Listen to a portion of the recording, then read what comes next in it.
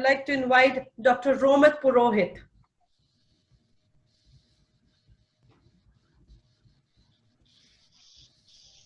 Am I discernible? Yes. Yes. Thank you for understanding that. That's the other word for being audible. You know, when I was going through all of you listening, I nearly, first of all, it's nice seeing you again, Khalil, after a long period of time. And we have worked a lot before. A lot of people don't know about it because we belong to the government sector. That's fine. But okay, coming back to this, you know, you guys literally made me Google Einstein, Newton, Da Vinci, and everyone. And I was like, what the heck am I doing here? And what is so common about all these people that you're talking about? And I came to the conclusion that they were all bloody crazy people. So if you are crazy, then you are extraordinary, isn't it? How many crazy people do you find across in the globe anyway? A couple of days back, you know, someone asked to me, what has art done to you? So I was like, you know, like, I never think too much, you know, I just do things as it comes way. And I always believe in embracing things. I'm an embracer. I don't tell people I'm a doctor. I don't tell people I'm a businessman or an entrepreneur. And I'm telling you that, by the way. So you make a note of that. But the fact is, someone asked me a question that, you know, what has art done to you? I simply said reflexively, you know, like, art has saved my marriage. Why? Because my wife is an artist and I love her. So I am destined to love art, you know. And you have a beautiful smile, Sultana Kazim. I swear. And I'll be very open to you guys. I'm a 16-year-old father. I'm laughing because my husband always says you are so crazy. So yeah. With you telling me that, is it like all doctors think artists are crazy? I'm a crazy man. I'll tell you an incident about it. I'll talk, you know, I want people to smile now. And Humaira, I feel really cold, you know. I know you're in Canada, so I enjoy the winter because I'm missing the winters of England. And Rayan, I like your hairstyle because I couldn't have that. And I don't think I'll have it.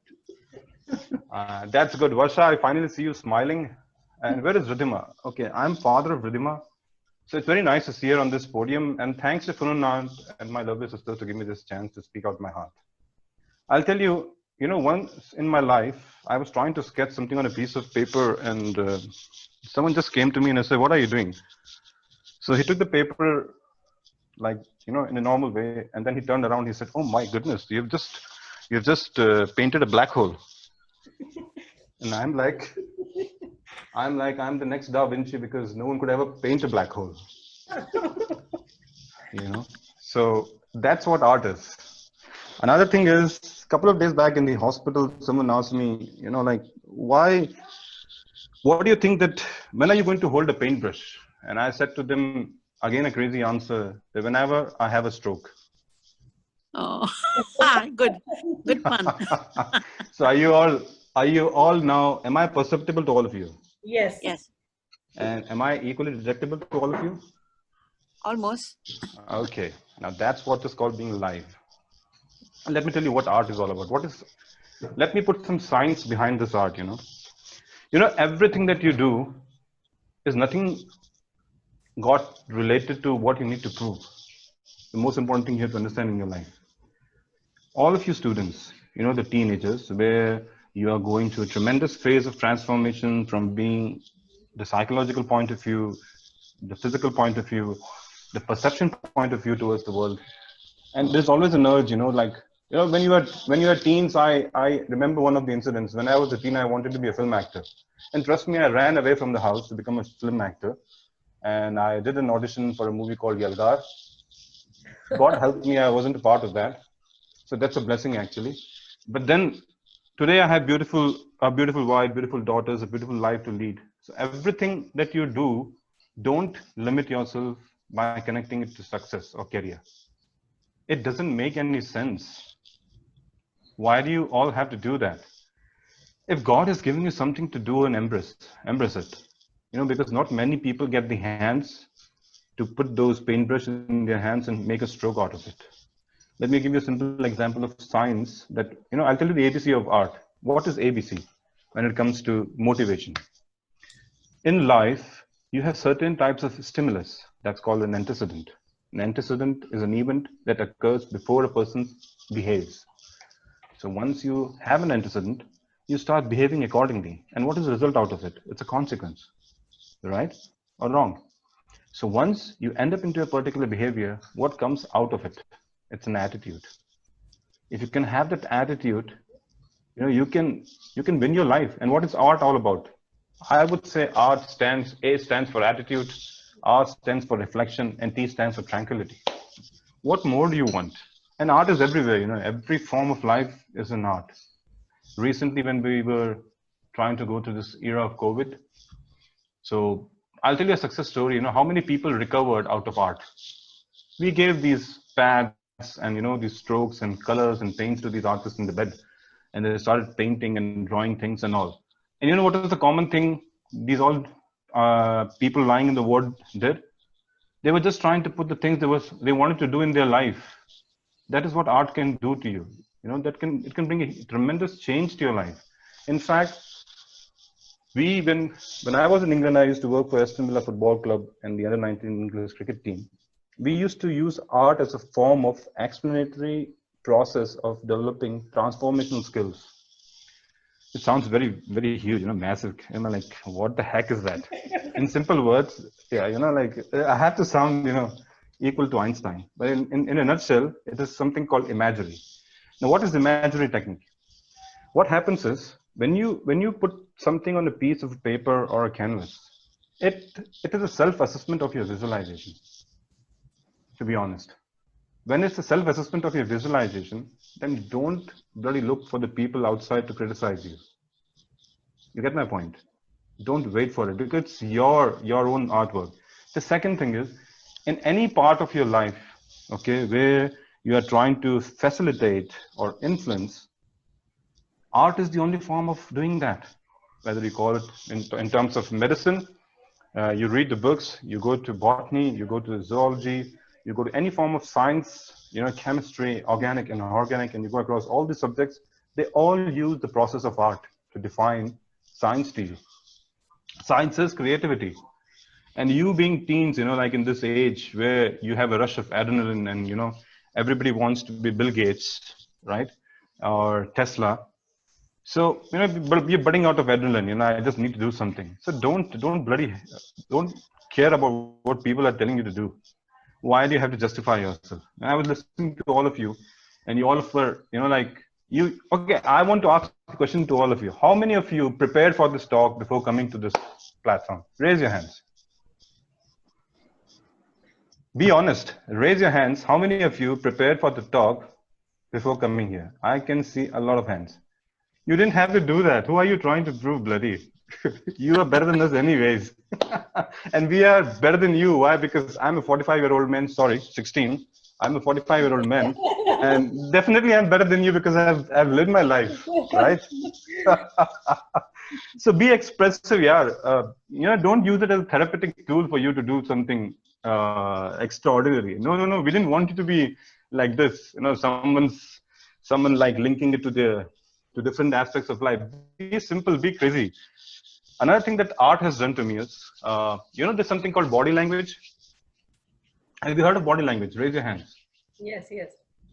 More than words, body language does a lot of self-confidence in you. So that's what art does to you. If you're artistic in your life, if you are creative in your life, you will definitely get the best of the communication skills in yourself. And like Varsha said a couple of minutes back, Ridhima said the same thing. And I was listening to Palak actually, Palak being a superb artist you are, right? And I don't know why aren't you embracing yourself?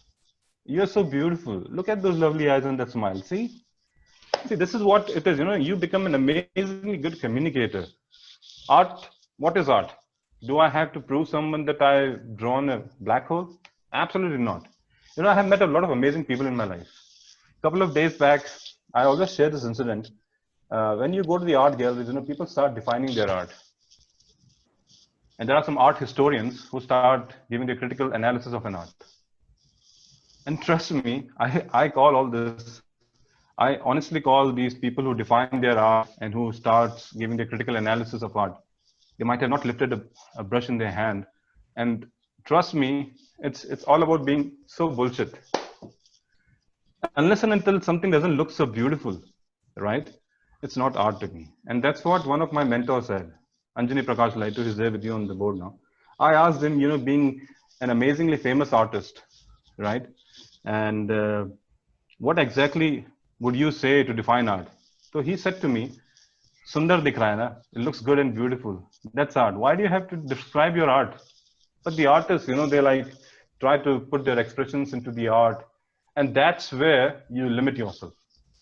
So, I mean, if you really want to have an attitude in your life, and if you really want to have an antecedent in your life, first and foremost, most important thing that I would like to tell all of you is, you have to respect and embrace yourself. And that's what Allah, that was God, that's what Bhagwan, every religion says that. You are one of your God's own creation. Right or wrong? Absolutely you don't right. have to prove anyone anything. Who are we to judge you? And do not try to limit your hobbies, your passion, comparing it to success in life. The best thing you can ever do to you is get the heck success out of your dictionary. The moment you remove the word success out of your dictionary, you will find that everything that you do in life becomes successful. And I'll tell you why. When you start focusing on the subject called success, you limit your imagination and your creativity. You try to do those things that would lead you to success, and you would want people to always, talk big about you, talking like, oh, you've done an amazing thing. My daughter recently passed grade 10th. I swear to God, I don't even know what book she had. I even didn't know what grade she was actually until Varsha told me. So the point is, all of you here on this platform, be as crazy as possible. Don't try to prove anyone, because nowadays in the world, people like crazy people. Trust me. People like crazy people. And I would say something which I think so Khalid will also agree, because when we meet with His Highness Sheikh Mohammed, once he was trying to explain about Dubai as a visual. And we were shocked to know that when you take the aerial view of Dubai from the aircraft, right? It is defining a date, a palm tree, a desert layer, and it is so beautifully artistically made. And he said that, I had a picture in my eyes, in my mind, that how can I create Dubai in such a way that it looks like a desert but still modern? So you are living in a country where the leadership, the people around you, the platforms you have, we never had this in India. Baba, I'm passionate about being cricket. I love music. I love art. I love dancing. I am artistic throughout in my life. I never made it as my hobby or my career. I was just doing it for the sake of being happy. That is so important, being happy in life. As long as you're happy, you all together are winners. Right or wrong? Come on, Right, give me a absolutely guy right. for that. And look at Manisha, an absolutely beautiful example of what life is, what she has done to herself. Look at Saju Naya. I have never seen him smile so beautifully until Varsha speaks. Tell me, what is the secret behind it? Yeah, and look at Rukni sir. This man, he is so few of words, but his art is so beautifully defined that you feel like looking at him and talking to him all the time. So none of these people who are sitting in front of you who are they might be successful. They are definitely successful, like Alexandra and all of you, but they haven't tried to prove anything in their life. They just took what things come in your life. Don't limit your imagination. Don't try to put the books in front of you. You don't have to do that. Don't read a book to learn. Read a book to understand. Don't paint something to sell it. Paint it to look beautiful. Don't make your passion career. Make your passion as a passionist. It will automatically be your career, because if you're passionate about something, things fall into place for all of you. I don't know how many of you will end up being artists in the future, but if ever you do that, then do remember that I was one of the person to motivate you, by the way. Yeah. So I'll keep it short and sweet, and I read a lot. reading has helped me a lot to understand a lot of things in my life. Being a medical doctor, but then becoming a businessman or going into a different things. It is all about reading. And I have believed in one thing which I want to share to all of you. Never ever miss an opportunity to evolve. Whatever comes your way, take it as a challenge and just do it. It is not a rocket science. Nothing is rocket science. Nothing is defined. Nothing is absolute. Neither the world and the earth or the universe. Absolutely everything is interchangeable, interexchangeable, and interdelectable. And finally, to all you youngsters, there is a paper written by Scammon et al. If you go for Scammon et al. Research paper and you read through it, you will understand what I'm trying to tell all of you. Go through it if you really aspire to be beautiful artist for yourself, not for the world. Just be yourself, just be you. Things will fall in place, Baba. You know, things will fall in place. You don't have to do anything extraordinary, right? Am I still detectable? Yes, you are. Hello. Okay, perfect. That's enough for me. If you have any questions from me in terms of how things can help you to motivate towards what you have, I can keep the panel open later on from the host. I will be more than glad to help you. And because it is Funun Arts activity, I'll always be there with Funun Arts. They know that. In the future, if any one of you would want to have a special session with me to talk on yourself and how to motivate you, I swear upon God, I'll be the first one to say yes. I can always sit with you for an hour and so and discuss with all of you. And I challenge you. I'll change your mindset. I mean it, okay? God bless all of you. And always embrace yourself. Remember that. Always. Thank you, Dr. Romit. Thanks a lot for your beautiful words. It's really interesting, very interesting after hearing to our panelists, to our students and everybody, and the things are coming up with so many, there must be so many questions and all. And now we will take a few things like I just will ask Mr. Anjali Prakash Laitu, full of colors at the age of students. This is especially for you. This is very motivational that at the age of 75, he paints 3 to 4 hours every day. Please unmute your. Not 75, madam, it is 79. One less to 80. Oh, wow. 79. I will correct myself. And he paints 3 to 4 hours daily without fail. And he never named his paintings. He is always saying that his paintings, he just named them colors. Because most beautiful thing in the world are colors. You can define everything with the medium set colors. So I would like to request Mr. Anjali Prakash Laitu to share his experience and to give some guidelines to these youngsters, to these teenagers, that how they can implement your way of living, that liveliness. Please. I want to say something. Can I please? Can I say something? Yes, just one line. Yeah, you know, I want to request Anjani sir to give me his plasma. Now the question is why? What is plasma? You all know what is plasma, right? The reason is because this man has got a developed gene in his body. And I swear to God, if this gene is transferred to other people, they'll be the most artistic and happiest people ever to have.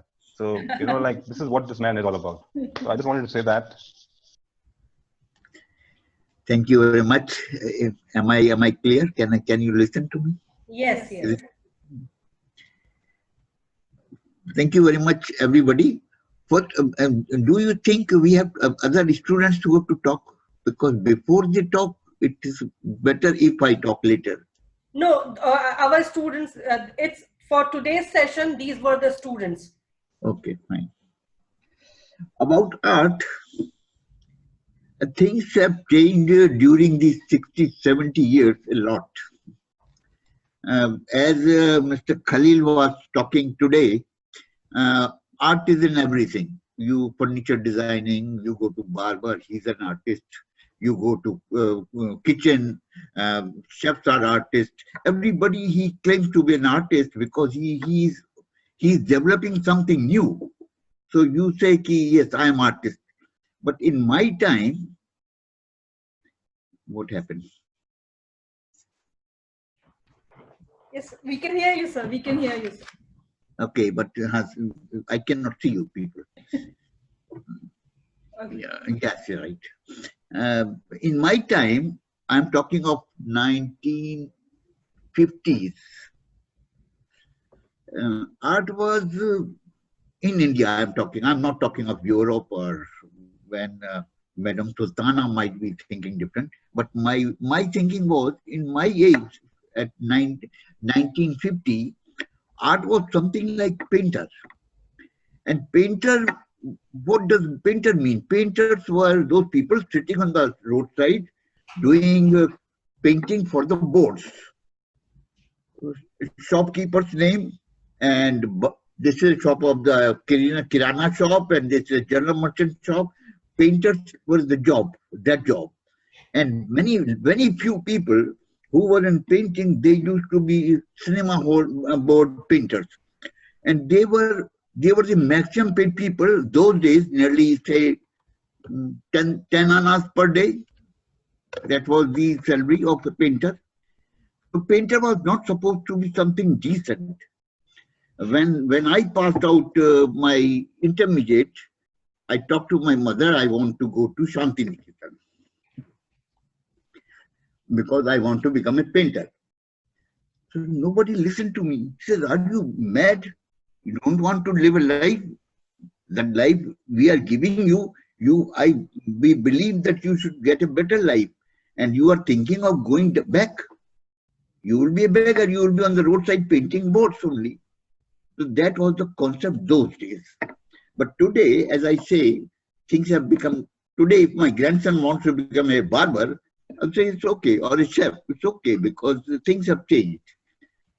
So now, my time was much different. Now, when you say we want to paint, I want to become a painter, it's okay for me, because what I have earned from a painting, but as a hobby only. I am not talking painting as a career. Painting is very good, but as a hobby only. If you want to do it as a career may for those people it's good.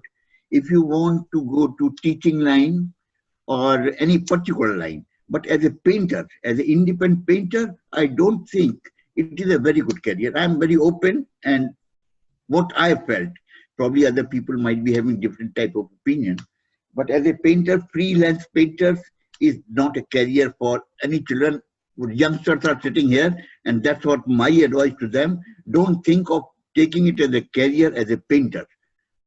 It is not very lucrative, except in thousands and lakhs, only one few people, one or two might shine. Otherwise, life is not. So what is the better way? Pursue your education proper, go to a career, take it in the side as a hobby, and utilize it when you need it, as I have done it. You have seen my articles, life after 60, life after retirement, after 60. I am enjoying my life much better because after retirement, I was a painter. Started enjoying my life after 60 because of my painting. When I was retiring in 2001, the things were about to do now, because from tomorrow I'm not to go, I have not to wear a tie and go to office. So I will be sitting in home. So the only thing was that I could do painting. So what I did, you must have seen, though a lot of bridal shops are there who prepare gowns, painted gowns. I would go to them, and since I was textile painter, I would go them and I will get a lot of orders for making gowns, painting. And every day I bring cloth and print, and then it was very, very good replacement for my earning also, to get apart from my pastime. So that way I did quite well. That urge was there for qualifying, as I say, when I talked to my mother in 1950s, I want to go to Shantiniketan. Then I thought probably I can do it now. So in 2006, I joined Charge Art Institute. For 3 years, I studied there. I did my diploma from there and completed that. And from there, I started painting my canvases. Canvas started from afterwards. First, it was only textile. That gave me immense pleasure. So much pleasure that I said, ki, earning is not important. Let me enjoy. So I stopped my thinking in terms of going to Dera and other places to get clothes and paint. I started painting canvases. Canvases also, they were quite good for me also, financial also, but the pleasure, immense pleasure it was giving to me, it is nothing. And then secondly, they were making me most popular. People were started loving me because of my work. And my paintings, as you know, is mostly colors. They gave inner pleasure to me, and I want to pass on that pleasure to people. Just see paintings and enjoy. The biggest enjoyment of seeing my painting is something different. That the feeling is entirely different, which I get when people see my painting and they smile. If they smile seeing my painting, I think my purpose has been done. This is the biggest earning I've made today. So that's what I do. And anything, I think, if any question is there, so I will be able to tell. Yeah, we will ask questions, but first we will take. We will ask questions. I think I am nothing. People, most of the people, they all know you, know me, so nothing much to tell. No, in your conversation, you have given so many lessons. First was there is no age limit to learn something if you want to. And very truthful, very practically, you told that pursuing art as a career will not be a very, it will not give a good life. Yes. That is also, first they should pursue their education, take career, and side by side as a hobby, they can take art. So all these are only the teachings we were expecting from your experience. So we will come back to you, Mr. Laitu, with more questions. And thank you very much. Now I would like to call upon Mr. Ahmed Alawadi. He is an Emirati artist, a businessman, successful businessman, art lover, with very different style of paintings. Sir, what will be your suggestions to all these teenagers? Please unmute yourself. Okay, I want to begin with my story. When I was a kid in school, and same time I helped my father in the shop. I was painting for myself from that time, and there is no one to encourage me to do more art. I do it only for myself, and I keep it at home. And after some time, about 25 years back, I have a friend come to me. He said, "You have a lot of artwork. Why you don't show to people? It's very nice." But I was not feeling that much good enough. But for first time, I do group exhibition with friend in Dubai, and everybody encouraged me. So from that time, it's almost 25 years, I start to do more and more art. Art, of course, giving a good feeling, time passing, giving good mind. Actually, one time, my family, that time I have one kid, about 23 years back. They are going for holiday. I'm alone at home. Nighttime, about 10 o'clock, I think I start to do painting. I just doing and doing. I feel good. I go far and look, and I do more until suddenly, because before I'm staying in a smaller house, that time I'm doing in the sitting room actually. So I saw at the back of the curtain of the window, there is a big spotlight. I shocked I'm alone. I was afraid. Then suddenly I opened the window. It come noontime already, and I never feel it. Yeah, it was sunshine. So this is my story. Actually, I love art now. I'm participating in a lot of different galleries or events like what you're doing. And thank you very much for inviting me to do. Thank you all. Thank you, sir. Thanks a lot. Thank you. Thanks a lot. So now I will like see, as Palak said, that sometimes he is frustrated and the art makes relaxing, and the spirituality, the strength. So for this, I would like to invite Pari Sagar to share that how art can heal our youngsters, how art can heal them spiritually, how art can be for them as a therapy. Okay. Hello, everyone. Am I audible? Yes. Yeah? Yes, yes. Okay. So let me just introduce myself. I'm Pari Sagar, an author, an artist, and founder of Heal to Empower. Art has a power to translate, to illuminate, to educate, to inspire and motivate. And also with this point, I will also say thank you to Mr. Khalil, our chief guest, and all the young speakers and guests who has taken so much of time to just understand what is art. And Farah and Shiba, who are doing amazing job for bringing all of them together under the umbrella of Funun Arts, and just motivating and feeling those sense of what each other's views and points are there. Like, so music, dance, and visual arts are different ways to keep our mind sharp and our body strong and improve and confident at work or at school, So I wanted to share with you my journey through art, my story. So as a child, I was a very playful and high-spirited.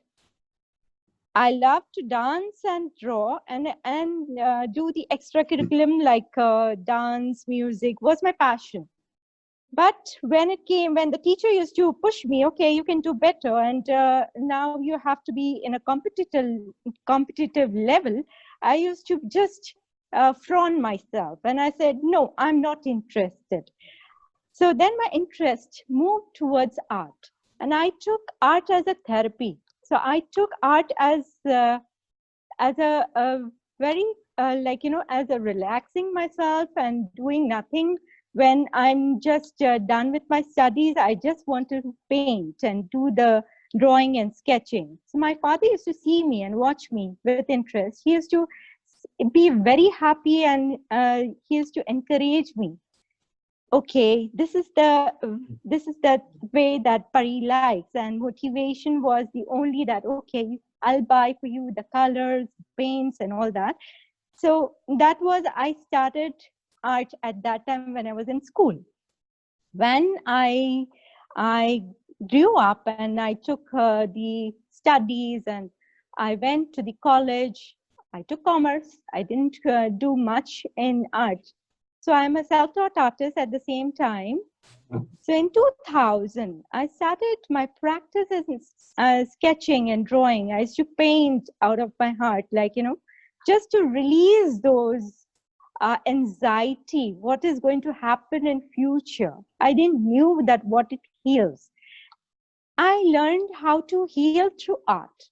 So that's how I picked up art as a tool to heal myself. And that period, I learned to translate my stories into art, the art stories on the canvas. So that's how I started awakening in my art. And the short period, I created a lot of painting. And I'm very much, like a very shy person. So I do not emote very easily in front of people. So I used to always sit down and paint and do nothing. In 2006, I started exhibiting my art works on various platforms. I was very eager to do a solo art show, but I learned to be patient and expand my knowledge and enhance my skills. So I very much agree with Mr. Laitu that, you cannot take art as your earning tool, but you can always take as a healing tool. So I started teaching art and mentoring many students and grew with them. All my students were growing in their own fields. And that made me very proud, you know, when my students learned that to be creative, expressive, think out of the box, and learn to be organized through colors, or through any kind of a like therapy. Like whenever I used to do therapy with my students, or with the colors, they used to emote. Even though those children who were not able to emote well, they used to learn to just throw the colors, be messy, be creative, scribble, do things what their emotions were telling them to move onto the canvas. So that's how the therapy starts taking shape, you know. And I started finding out, okay, this is how the colors and the shapes and the strokes what they used to put on the canvas, they were giving those like, you know, a person who is in a depression, I could sense that, you know, the depression used to translate on the canvas, and they used to put all their thoughts onto that. That's how I used to do the art therapies with them and find out what are their thoughts saying to my subconscious mind, and I used to emote with them. So that was the two ways moving on and off, that how can I help this child, how can I help this students and bring the values. So I want everyone here to understand that all forms of art brings value to your life and your future career. So art may not be your career, but it can be the root of expression. It can be the way to express your feelings and emotions. It is something that must be experienced. Like, you know, you experience something when you do some kind of art, and that forms it express in such a way that art will expand your horizon in whatever you choose to be. Thank you.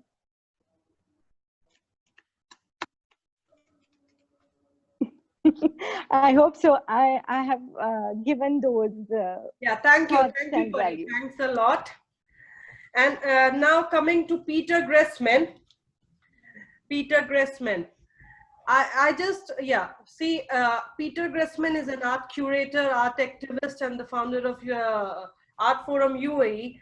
So I want you to just guide these young teenagers that, like, nowadays, like, abstract art is there. So abstract art and contemporary art, which is more valuable in terms of demand, artists and art lovers, and how can they decide that which style they want to go for? First of all, thank you for inviting me to this talk, and I really admire the youngsters for their fresh and honest view on art. Let me tell short my way to art. It starts also when I was a youngster, very, very young youngster, because I maybe was 3 years old when my mom found out that she can calm me down with art books, not with kid books, but when she put an art book in my, you hear me? Yes. When she put an art book on my legs, I was calm and I could stay hours with this. But my career as an artist, but of course I want to become an artist after I saw all these books in my childhood, was like a slap in my face. It comes from my art teacher, because on my very first painting in the school, she said to me, Peter, you are completely talent free. And the note in art was at 6, but I was sure I would give her the slap back, because of the books of my father, I had a lot of knowledge. And when we make our first visit in the museum in my hometown in Germany, in Hamburg, I was glowing with knowledge about art. And she said to me, Peter, sorry, you are not an artist, but God give you a brain to understand art, and He give you the heart to love art. And these words I never forgot. And when I finished the school and I started to study, I was thinking study art or study tourism. And I decided for tourism with the goal to visit the world and see all the museums around the world. When I come back in 2001, when I come to 2001 to a group of people that do, no, it's wrong. In 2001, my father passed and I spent a long time in Italy. And I decided to make my passion to my professional and become member of a team of people that discover the biggest art discovery since 100 years in modern art. And we worked a long, long time in this and make research, and we had to do expertise and all these things so that I come to finally make my hobby or my passion to the middle point of my life.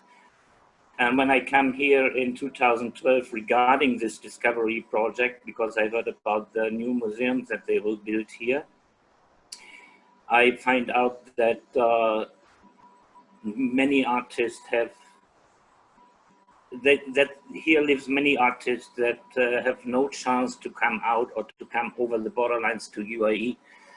And then I founded Art Forum UAE in 2008 with a goal to support artists. And yes, especially youngsters, kids, disciplined artists like you do at Farah and Shiba with disciplined kids, was near to my heart. And so Art Forum UAE became an institution here. What I can give again to the youngsters is that study of art is important. And when you decide to study art, you will find out that the university can teach you a lot of colors, of techniques, of history, of everything in art, but they can't teach you to become an artist. You have to be an artist from heart. You have to be an artist from your mind. Do art out of your heart, out of your mind. Go with open eyes to the life and see and make this to art. And it doesn't matter if you go in abstract, you will find your way. Because I know, and especially in this group today, are a lot of amazing, talented artists. And especially in your family, in the Nair family, in the Purohit, Purohit, right? Is the name, family. There are artists, and then you can see, or in this you can see that genes are a very important point in the life, because our parents give us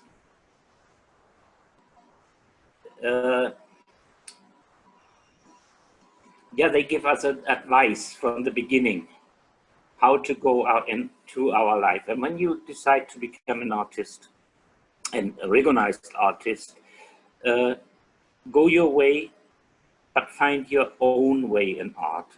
Don't copy other artists, because all of these big names that new today and survive over centuries are mostly self-taught artists. And the self-taught artists are, in my opinion, the best artists ever. And also in this group today, we have some self-taught artists like Light2. He is an amazing artist with his colors, because every painting uses the name color. Or Ahmed, who developed a lot in the past 25 years, because I know the first works of him and I saw the first works of him, and he made an amazing development to the style he paints today. And this is a way. Find your own style. Find what fits the best for you with style in art. There are so many artworks, and for this, of course, you have to study art. You have to study other artists, and then you will make your way in art. And I'm sure some of the youngsters will have a big name later in art and will adorn walls of museums. Thank you. Thank you, Peter. Thanks a lot. Welcome. Yeah. Now I would like to invite Saju Nair. As a parent, father of a daughter who is artist. So one question you can I want to ask, like, if we compare olden days and today's time, that will be very important for the teenagers, because not too back. I will not say that we are too old, as Purohit always say that, Romit always say that he is 16. So when we compare the time, our time and today's, that time, the role of the parents, they were not, as everyone, I think you will agree, that they were not paying that much of attention on the arts. Academic was more important. Extracurricular, and as Varsha said, that sports were given. That time also sports were given little bit of importance. But if we see the arts and dance and everything, any form of art, it was not given importance at all. It was the side thing, like you can say the summer crash course or those type of things. But now when we see the teenagers, how we are pushing them up, how we are allowing them, how we are giving them freedom. So what is your way of thinking? How you say, like, you are giving so much freedom to Varsha. She is free, she is participating. We are looking how she is growing. So what is your perspective? Thank you, Shiva. First of all, good evening, friends, and the Shiros and heroes of the day. I would take the pride to introduce me as Varsha's father. Like, it's a pride for us to be introduced on Varsha. As you asked the question, there's a huge difference between the way of living of our time and their time. Today, Varsha actually used my tummy for a kickboxing. I never do it for my dad. So today, the relation between a father and daughter or son has really changed. Today it is more cordial, more friendly. Those times what we look up to our parents in a huge respect. It doesn't mean that current teenagers are not giving respect, but they look more in a friendly manner. And that is good. As the time evolves, you have to keep on adapting to the changes. Today, they are friends of us. That's a simple point for your question. And fine, I should also thank Shiba and Farah for this great initiative. It's a creative thought, moving away from the virtual exhibitions, giving a platform for the leaders of tomorrow, yes, and an opportunity for us to listen and admire them, to be honest. I mean, we have heard all these youngsters speaking over here. I think they're no more than youngsters, they're matured people enough. The way they put the things, the way they put the perceptions is something beyond words. I mean, we really appreciate the way these young minds are attending to the responsibilities, getting deeply involved into the complete aspect of the desired subject, whatever it may be it academics, art, sports, or anything that they love to do. And for we as parents, while we observe their curiosity and their ability in multitasking, that indeed enhance our confidence in them. The simple example, what I can say, I really admire Hamad Rukni sir, but I have never seen he speaking the way he has spoke today, because the teenagers have admired him, inspired him this day for him to speak out. So this is what you inspire us. I think the key factor to lead a disciplined life is time management. As Ayan told, and Varsha told that 8 hours of sleep and I need food, and although it's a part, right? Yes. You know, isn't it? So academics are indeed getting very competitive. You should have noticed the recent results which has been published of this year. Just see the scoring percentage. Most of the students are about 90%. We have lots of smiling face here in this session who have achieved this great feat. Congratulations to all. But the main point I wish to highlight is the way you all are balancing your academics hand in hand with your passion. And I feel when you successfully manage this, which you have already proved, nothing can stop you from flying high. Now, Shiba asked me a question, how you support Varsha. I'm an athletic person earlier, not by look, now I am not, but again, in my early ages, I used to play football and badminton and all those stuffs. So the question raised when she was, if I'm not wrong, she was in by 6 or 7 years.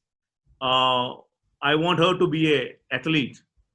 And I took her to badminton coaching classes. Every Friday and every Saturday, 5:30, I used to wake her up and drove to Mirdif. We both used to play. We continued for, I think, 2 years and 2.5 years, something.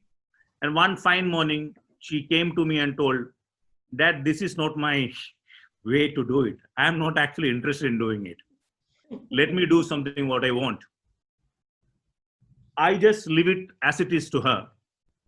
But again, there was a couple of months which we couldn't decide anything at all. But over the period of time, she was very fond of doing these loom band shapes. So we observed actually, even my wife, that she was spending hours and hours following the YouTube to make a object with loom bands. So this is where actually it strikes to me, why can't we give something to enhance her passion and just take a focus from the iPad? That is how I just bought a drawing book and a couple of pencils for her. I have put her into a drawing class here near to Al Nada, Sharjah. She went there for 1.5 months. She was also learning piano. One of the month when I went to give the fees over there, the drawing teacher came to me and told, I think you are wasting money on Varsha for drawing. Let she do only the music. Today I'm proud that it is not someone you teach who can take out. It is you have to decide. And that is what she has done it. We only have given the facilities or platforms, and each and every person present in this forum has played a vital role in the making of Varsha. From Mr. Khalil, Sultana ma'am, Peter Grisman, Laitu Saab, Romit, all of you have inspired, Rukni sir, all of you have inspired her. And I'm very happy. I'm not a person to speak about art, to be honest. I'm in this screen only because I'm father of Varsha and as a parent. So what should I say to the young teenagers over here is, doors to the world is open. It's not closed for you, it's open, wide open. You explore the opportunities and embrace them wholeheartedly. And I'm sure success will follow your footsteps. Wishing you all a bright future. And I'm looking forward to hear questions, not to me, but to other panelists. I'll be happy to hear that. Thank you. Okay, thank you very much. We will just take 5 minutes break for the Maghrib prayer, and we will continue after 5 minutes. Just 5 minutes break for Maghrib prayer, and we will be back. You all can talk with each other. You can interact with each other. We will be back after just 5 minutes.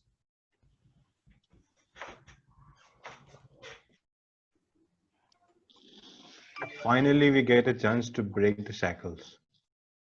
The host has given us the platform free to speak and greet. Khalli everything. Who want to sing now? Who want to sing a song? Hey, Come on. Saju, don't do this, okay? You Come can't on. do that. Come on, This time Romit. you have to sing this time. Romit, come on. Who wants to sing a song? Let's hear it. Come on. Yes. One thing, Mr. Saju, when you were saying something, when you were talking, I was continuously looking at Varsha and the sweet smile that she had. Oh my God, it felt so good. I was actually thinking about my father and the way he supported me. I could feel that connection. Hats off to you. God bless. It's all That's your right. blessings. And That's right. when she was speaking, the one guy over here in yellow t-shirt, Mr. Romit, has taken a photo and sent it to me in WhatsApp, telling me this is how a father smile. Oh, Guru, you are great. We are at this point literally very proud of each other. You know what? Saju is an inspiration. I'll tell you why. Not because he's my friend and is dear to me. I'm just giving a very non-biased opinion about him. He is an inspiration. Why? Because it is not. I once asked him, I wanted to come in for an event and I wanted him to grace our event. So I asked him, what exactly you want me to put for your biodata? And this man sends me Saju Nair, father of artist Varsha Nair. I'm like, duh. Okay. And now I can't tell him I'm not going to put that. You know why? Because this is beyond any kind of happiness a father can inspire his child and daughter. And I was like, why wasn't I the first one to ever say that, okay, father of, that is the designation Saju gave it to me. And it's so inspiring. And believe me, to all the tweens and the teens here, if your parents ever tell you, why are you doing it? It's not being against you. Because they love you. You, as teens and tweens, have to find out a way, okay, how to embrace them and make them embrace you. Don't find a way that, I never like people when they say, my father, he was this and that. We have, in this challenging times and all, we have to find a way to embrace them. They embrace us, trust me. So this is what I will, Sadhu. Okay, now Sadhu, leave all this, abhi hum emotional ho jayega. And we both are very emotional fathers actually. Because Yes. my family never had daughters. Suddenly we got 3 popped out from somewhere in the family. So now we only have daughters at home. So Saju is an amazing singer. So, Oh my God, no, I'm a listener. I I think Romit can entertain us with a song of all. No, don't think about Kishore that. Why? Kumar Because choices for yours, either Kishore Kumar or anyone else. Come on. It's prayer time. Let's go for it. It's prayer time. So, but then I want today's the day for the tweens and the teens actually. I think Varsha can even sing a bit, a song. No. Thing that I'm good at is art, so I'm just going to stick with that. But The whenever best you place I do sing is painting, inside the shop, and when I'm whenever alone, you do painting, we are not able to sit here because you are loud with the music. You are singing. You see, that's when I'm alone or when I'm in the shower. This is different. We have so many motivating people here. See, look at Anjani sir. The shirt he's wearing is painted by him. To all of you. Look at Sugat. Sugat is very, very dear to me. He's my heart and soul. What he has done for us in the recent times, to all of us. He's an amazing artist, but very inspiring artist. Sugat. Look at the paintings behind him. I like that man in the mask. Yeah. But I envy that why behind that mask is not me. Then I realized why it is not me. Because mustache doesn't suit me. It doesn't suit you. Yeah. So that's why Sugat didn't take me in the art. Well, there is a strange story behind that mustache. Yeah, the family member, family members, they wanted to check the body after a few years. Okay, they opened the body in presence of judges and all. Okay, the mustache was still intact. That's inspired to make this. Yeah, it's beautiful. You will find this story. That story inspired me to make this. Because now, in this present era, he will be here. He will find the way to put hole in the mask. Okay, that's good. Yashna, leave your phone.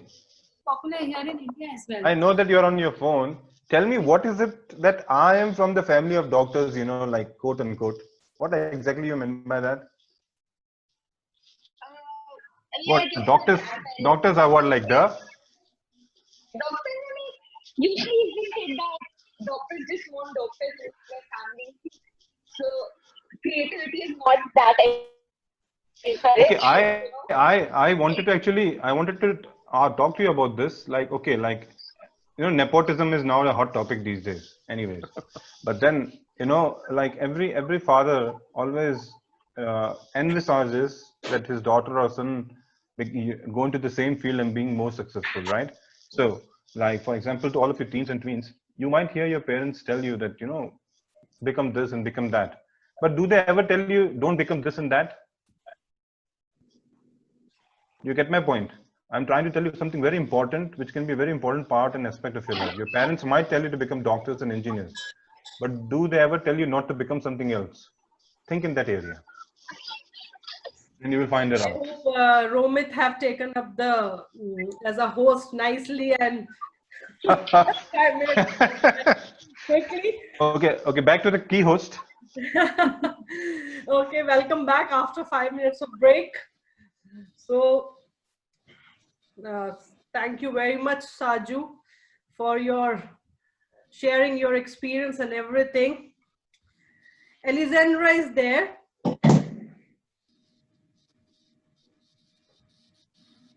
Alessandra, unmute, yeah. Can you, yes, sir, can you hear me? Yes, yes. Okay, okay. Good evening to all my friends and hi from Italy. I introduce me. I'm Alessandra Giorda, founder Televisionario 2 and speaker radio and TV. I'm pleased to be invited to this event where teenagers are sharing their views on art and the steps they have taken to progress in their respective field. I'm also happy that in these difficult times of COVID-19, Funun is taking initiative to organize events like this, which will increase the confidence of artists and keep all of us connected through online platform.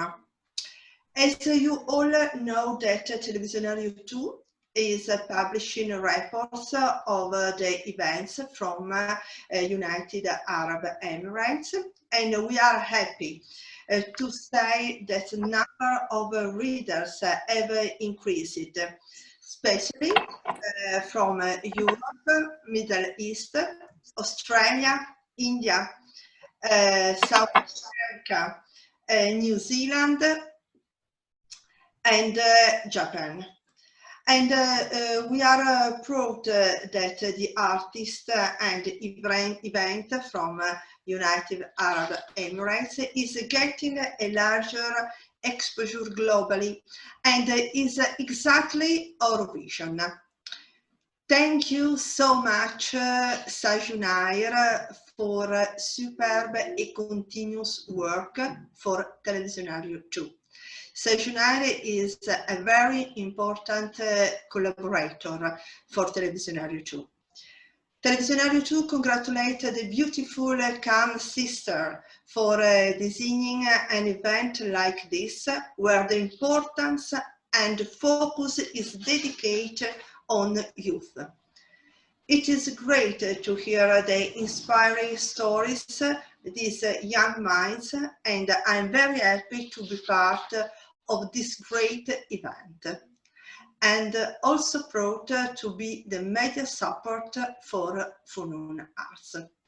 A big hug, and I love you. Thank you, Alessandra. So sweet of you. You look so beautiful as always. Thank you. Thank you for your tremendous support. I just want to take a few minutes, Yes, seconds. yes, sir. Yes, sir. Yeah, we have been discussing on the actually the reports what has been published in TV2, and as Alessandra told, I would like to share that experience also, that we have seen a considerable increase in number of readers knocking to Televisionario 2 websites to read the reports of United Arab Emirates. So that is really indeed very promising for us. that we are able to, what the vision of us was to give a platform for all those galleries and participating artists from UAE to global attention. And we have seen a considerable increase of admirers of all these art events in UAE.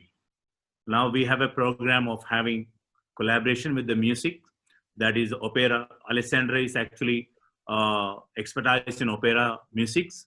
So we will be having world-renowned opera singers sharing the platform with you artists in coming programs. So we are just in the designing, we are in the designing of those programs, and all of us will be a team on those aspects as well. I just want to say that. Thank you for the trust in us.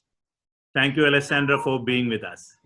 Thank you so much, Saju, and congratulations to all artists.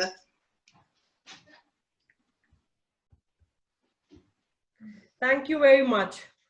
So after hearing the youngsters, after hearing all the panelists, our special guests, all. So this is the time when we will start our question. Yeah, there is Mariala with us. So I just want to ask from her to share her views, as they have a beautiful gallery in Ajman Hotel. So her views, how art is important and how the art lovers and art appreciator look in the gallery, like what type of art they admire the most. Yes, Mariala. Yes.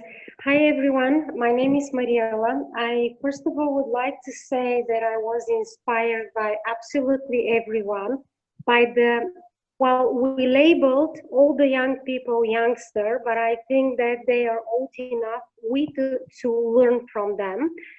Funun Arts and Ajman Hotel work together since I think more than a year, and we have a variety of artists, including Mr. Laito. His paintings are as colorful as his clothes, so bright, so inspiring. We think that art connects people, and it's also a good way, not only to fill in empty walls, but to provoke a conversation between people who are passing through these big corridors in the hotels. I had a chance through Funun Arts to meet a lot of you in private or other forms of gatherings, even the Varsha's dad and Alessandra long ago for a very beautiful lunch in our hotel.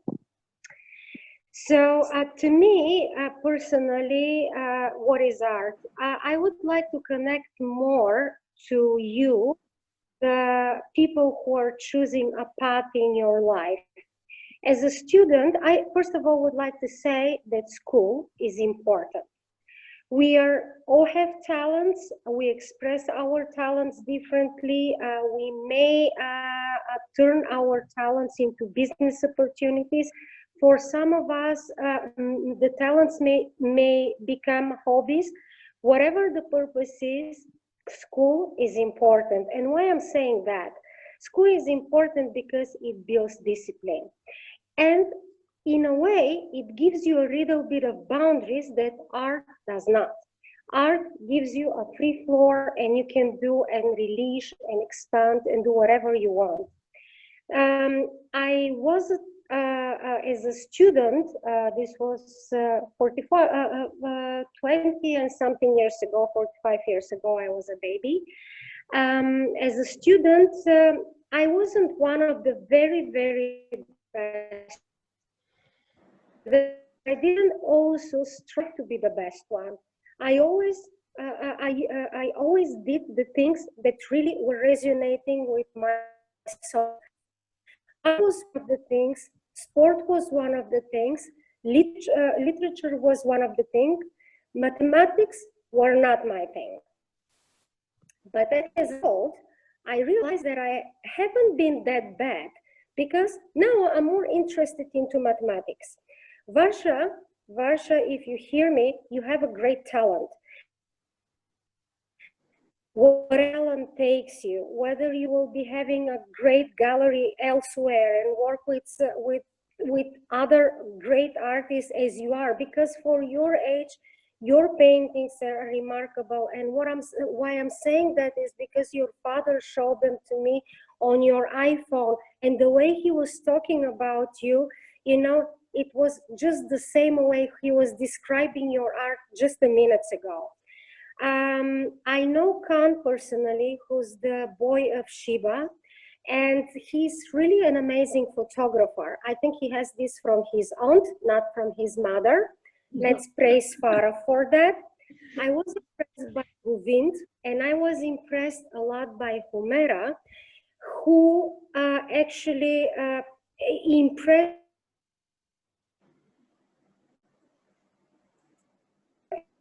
She really has a clarity of like her path develop.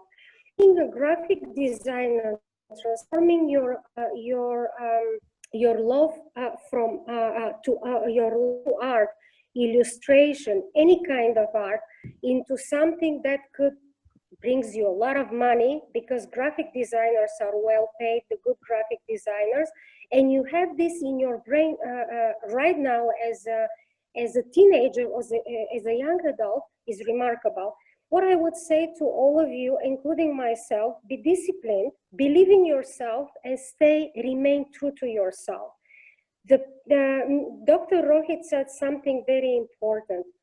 Don't look into the success from the beginning. When you do something, do it from your heart. The success will come later. The people who will recognize you will come later, and those who will love you and be with you will stay with you until, you know, until the end, until your entire development. Not only your parents, your friends, your relatives, people who are you going to meet along the way and you haven't met yet. So if you happen to be in Ajman Hotel, you will see remarkable pictures who are placed with the help of Funon Arts. We have Mr. Rukni there. We have Mr. Laitu. We have Shiba herself, who is a remarkable artist, a part of all her initiatives. And I really, really do hope, Barsha, to have your paintings one day in our hotel, because they are, your paintings are not only paintings, but they talk. Thank you so much. It's a conversation there, and it resonates on a different level. I'm talking about me now, wherever your father, there is a very slight Niva spirituality and universal hint that resonates and radiates from your art. Thank you so much. Thank you, Mariala. Thanks a lot. Thank you very much. And as we have finished, I just want to share something. I am the eldest of in our three brothers and sisters, and as art has a language, art speaks, art expresses. So there is huge difference. If we see, I am very extrovert, Farah is very introvert. She speaks less, but as I told you, art gives a good platform to express. So she expressed herself through her photography, through her lens. So I just would like to ask her that how that form of art can help the teenagers. It's like you can say there are certain things which words cannot explain. Words cannot explain. So their photography comes in, like art comes in, not only the photography, the art comes in. So with the help of photographs, it's like what I feel like I can capture the moment, which I cannot explain in words. The pictures can explain more with the beauty of that scene you can see in the pictures. I cannot explain in words, as everybody knows that I'm really short of words when it comes to explaining anything. So that's the only thing I can say. Like that's why I click pictures, so that pictures can explain how I feel when I was looking at that particular scene, how I was feeling. So that convey all my thoughts. The other thing which everybody shared, that as a father, as a mentor, as an artist. So I also want to say, like, as a daughter and as a mother, my father expired 17 years ago when we were too young. And but the path he showed us, the way he taught us to live the life with heart, listen to your heart, and the way he taught us to stand in whatever the circumstances were. And I think everybody can understand, when you lose a father at that young stage, how the scenario of the life changes. It's completely different. It's not what we see today, and it was not the same what it was before.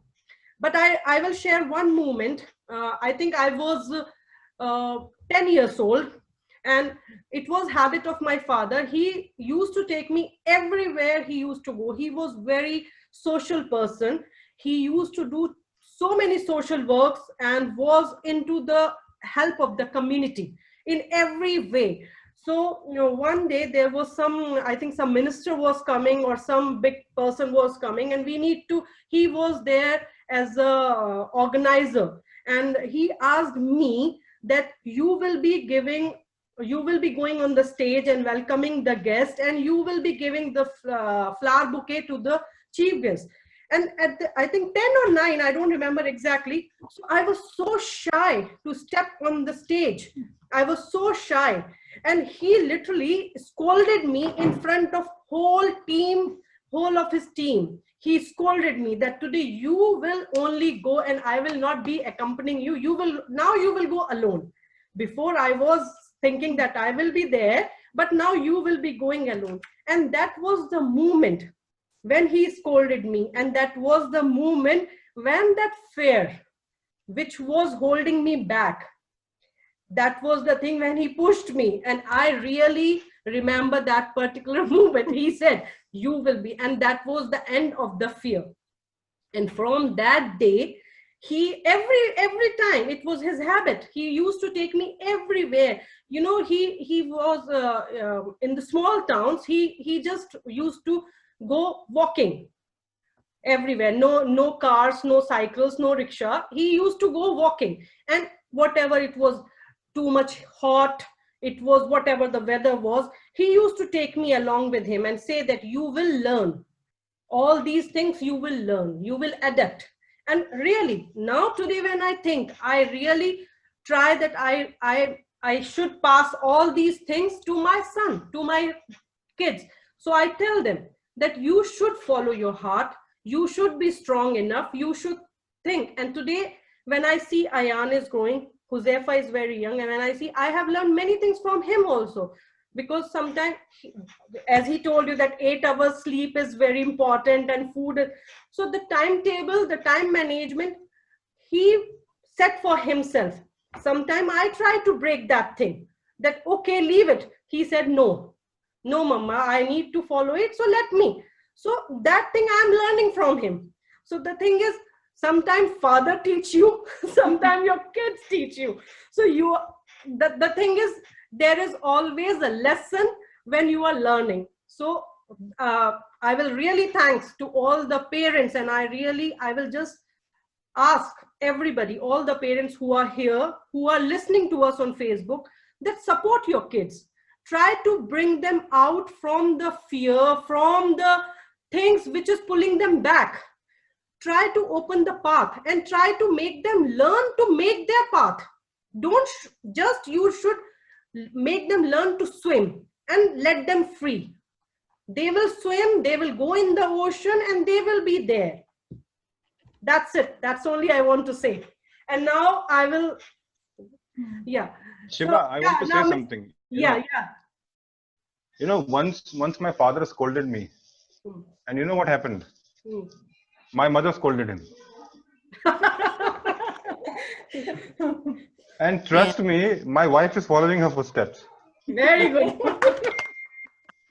So why I'm saying this is because Farah, Shiba, you touch my heart. I know how it is. And fathers, when they scold, that's what I wanted to say actually. Fathers, when they scold, they don't scold you because They are angry with you. They scold you because they love you. That's true. Yeah.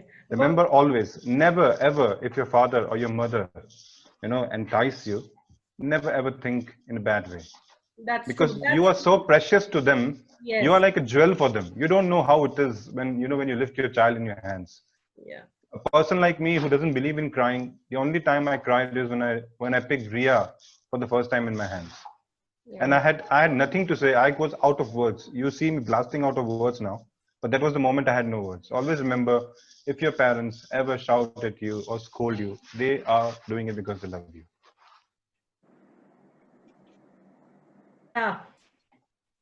Yeah, now Mr. Khalil, after listening to everybody, the students, the youngsters and all, so what do you think, like how transformative role of art is for these people? Well, thank you. Thank also the Fanoon Art for select these kids. I mean, it was really interesting to listen to them and to hear from from their side how they look at the art and what they're doing. Basically, we might see a lot of things similar being said, and some part might be also not similar, it's different. But what I want to say, all what I hear, each opinion from each person who said is right, is correct. Is art is really kind of interesting, and and based on what layer we talk, we need to understand. I mean, especially for the upcoming generation, art has so many layers. There's a lot of things we love in the art, and there's a lot of things we might not love in the art, or we might not like it, or we might think it's not art. But this, on the end, it will be our own opinion. We need to realize, there's so many paths in the art, so many schools, so many direction. Not everything we understand. As human nature, we think what we are doing is the best. What we're doing is the correct way. The rest is, some people, they might say it's not art, it's not correct. But we need to be aware, to not cancel, not destroy other path of art or other way of art that we think we don't like it. It's just like it's different path. We need to understand as much as possible. Again, not everything is easy to understand. It just it's need time. Education definitely make the distance or the time shorter to understand what's going on, or help you to make everything faster, to gain more knowledge. One of the paths that I've seen it also will help to improve as an artist of what they're doing is to be involved in the community as much as possible. And what I mean by that, the activities that's happened, the exhibitions was happening, to attend, to meet the artists, to listen to them, to hear what the people they saying about their work. You start to realize what the society, how they look at the art. And that's very important, because you want to be part of the society. If you disconnect yourself from your society and you take your corner and you start to do your own art, and not being able to expose your art, not being also to see what's going on in the world, you will reach, you might reach a level you think that what you're doing is the top, is the best of the best. And that's, you don't want to get shocked when you come to a reality. So always be connected. Other part is that is very important to be connected is will make you to understand what's going on with the other part of the art, or other direction of other school, that we might not pay attention to it, because as an artist, always we look at what we like. Always we try to follow people that their art is please us as we enjoy it. Visually we might enjoy it, or concept of it, the concept of the art, we might like it, but all what we're seeing is not the only thing. Try to be around as much as possible. The other part is very important of doing that is you're letting people to know about you. And that is very important. Through your time, through your life, you might hear people that say, okay, they select only this person, and they select only this people, or they select only this group. They just love this. They think the group is the best, and the rest, they don't care about them. The concept of that is not right always. What's happened? We need to look at ourselves before we judge what's going on in the community of the art. As yourself, if somebody asks you to do an exhibition, whom you are going to pick? You might say, I'm going to pick the best artist, but who's this best artist? In the end, you figure out these best artists that you know. Doesn't mean they are the best artists that exist. So it's very important for people to get to know you. So when they're looking for a certain type of art, when they remember you, say, yes, yeah, we know somebody. And there's a lot of creator in the world. When they go to them and they ask them please select promote our certain artists or recommend certain artists to us. In the end, they recommend the artists that they know about them.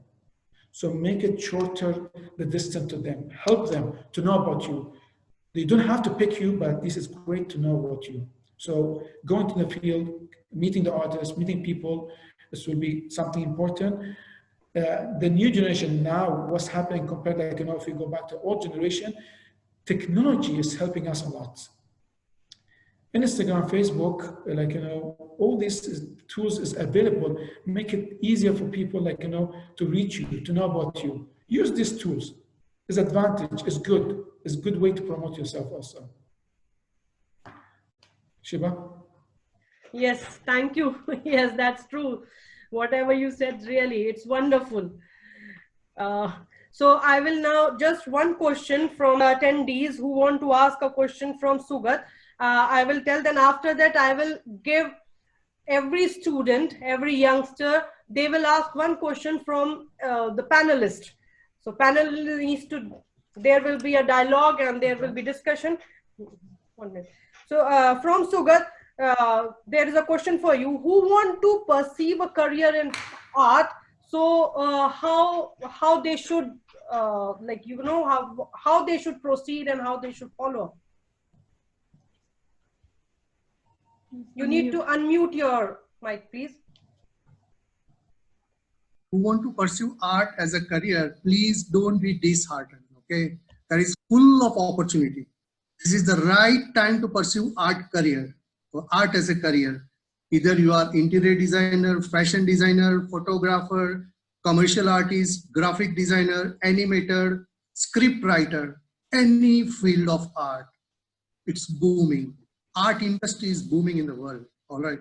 So please, you have a bright future, but fine, I will request you all that follow your passion, do whatever you want to do, but you learn grammar of art, principle of design, law of perspective, 2-point perspective, 3-point perspective, from 10th floor, how people will appear to your eye view, okay? You are an end of 3-story burger at the top floor of the burger, and how the Coca-Cola bottle will appear to your eyes. You are under the matchbox. You are an ant, and how the matchstick will appear to your view. That level of perspective you need to learn. Do whatever you like, paint anything, but first, to be successful painter, you should know the law of perspective, because each and every perspective, according to me, follow the law of perspective. Law of so many points, grammar, rhythm, color scheme, color theory. You have to learn color theory first, because how colors works, okay? It can't work magically, yeah. It has some science of color also. Subject-related colors, subject-related visuals, these all things, they are asking in aptitude test. Any university you want to go, you have to prepare yourself for this kind of questions, okay? The good part of art is you don't require 99%, 92, 95%, whatever, how many percentage you got, don't bother. They will not check you through your percentage, board percentage. They will check through their aptitude test, their own test, art-based, art intellect. Okay, are you good? Are you right person to pursue this career? They want to check this, not your academic performance, all right? So what they're asking, anytime feel free to ask me. I have, okay, you know well, IIT doesn't require any introduction, yeah? I have trained students who join IIT also with less percentage, but outstanding performance in their aptitude test. What they are asking in their aptitude test, negative marking is there or not. You should know each and everything. If you are joining this level of university, institutes, colleges, sky is the limit for you. Remember, sky is the limit for you, because there are two reasons. One reason, you chose your choice of career and you are going to live your whole life with your beloved career. So there is nothing like this, okay? So superb fashion designer, interior designer. I have two examples. My son, he is in final year, last semester of chemical technology, NIT. I was dreaming that he will join masters. He told one day before a few months, he told that, Papa, I want to be a photographer, because photography is in his genes. Photography was my subject in my college. So I want to be a photographer. I thought then NIT, chemical technology, what to do that? I don't want to, I am not meant for chemical technology. I meant for photography. No problem. You complete your degree. Yes, I am agree with Pari, Laituji, that degree, your academic power is strong. But after that, you have to choose your choice, that with which subject you want to mint your money, which subject you want to earn your money. If there is passion in your work and in your career, which you chose, nobody can beat you. You can mint money like anything, but passion should be there. Okay, so that thing. One of my friend's son, he joined Canada, one photography institute, and he completed his degree over there. He is minting money like anything. He is shooting Hollywood stars, some professional modeling. He has prepared his modeling studio. At the age of 26, he is having his own studio. So at the age of 26, 27, he is minting money. So yeah, he had passion. That's the only thing I will say. NID and IIT, anywhere you want to join art-based career, you have to be strong in your basic grammar. That is my request. And feel happy if you are choosing art career. Thank you, Sugat. Thank you. Thanks a lot. Thank you very much. Now we will start our question, because I know we are here from last 2 hours and 3 hours. 3 hours. Thanks a lot. Thank you very much. And I think it was so interesting that we didn't notice how much time it's passed by. So everyone looks as fresh as they were looking at 5 p.m. So now one by one, I will ask the youngsters. Hanayan Abdullah, only one question, one quick question, please. All right. My question I wanted to ask to Mr. Khalil. I wanted to ask what, according to you, will be the best artwork ever produced, and in what era until date?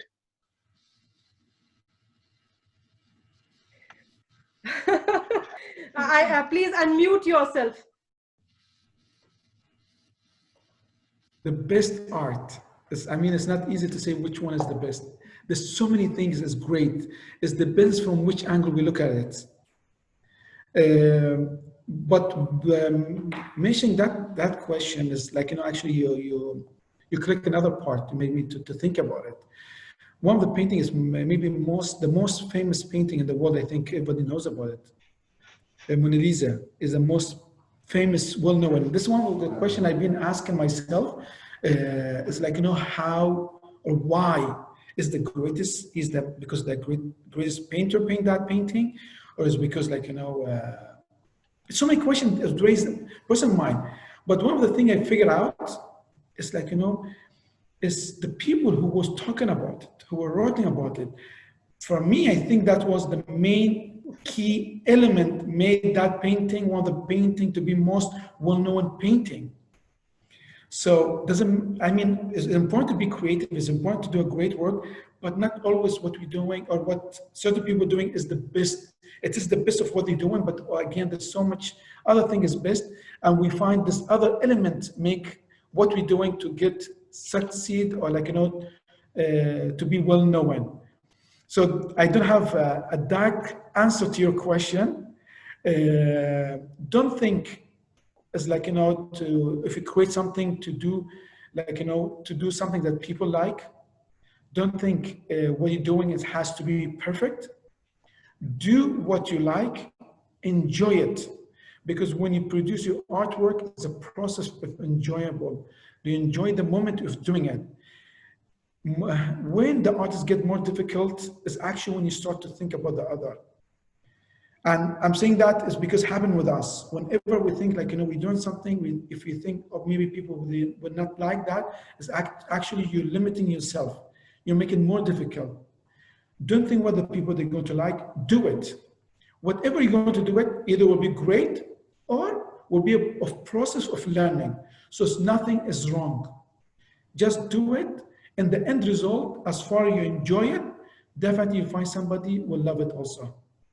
So enjoy the painting, enjoy the artwork, and keep doing it. Will make you to improve what you're doing, and let the people to see what you're doing. There's two things you'll figure out from the people when they critique your work. First, you'll find whom to listen, which is very important to improve yourself. And second, you will hear a lot of things you might not like it. I want to focus that point of the second point, listening to stuff that you don't like. That will hurt all of us when we start. It's important to hear it from beginning than later.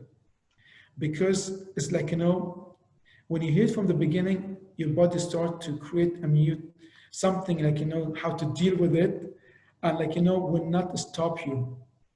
A lot of people I've seen, and not a lot of people I will say, there's some people I know, because a word of somebody else, they did not like the work, they say something, they made them to stop producing the artwork. It's very important, it's just your passion to keep it up, continue. And these type of people, when you face them, it's okay, listen to them.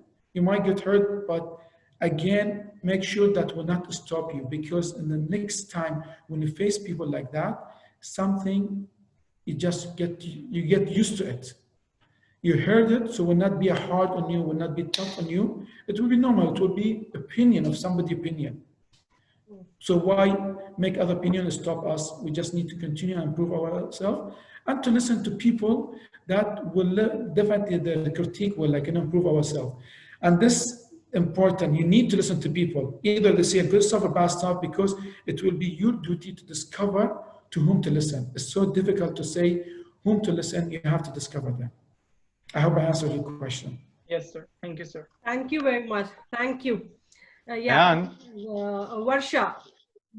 Yes, Romit, you want to say something? Ayan, I have something, Khalil is the first one to hit my heart today as an artist. And I'll tell you why. In the golden era, this question popped me once, what the heck is with Mona Lisa? And the point is, people in the golden era, supposedly, people who didn't have any work, they became philosophers, because that's how they found out in art to make people look at them. And people who did not have people to look into their approach towards work, they became historians.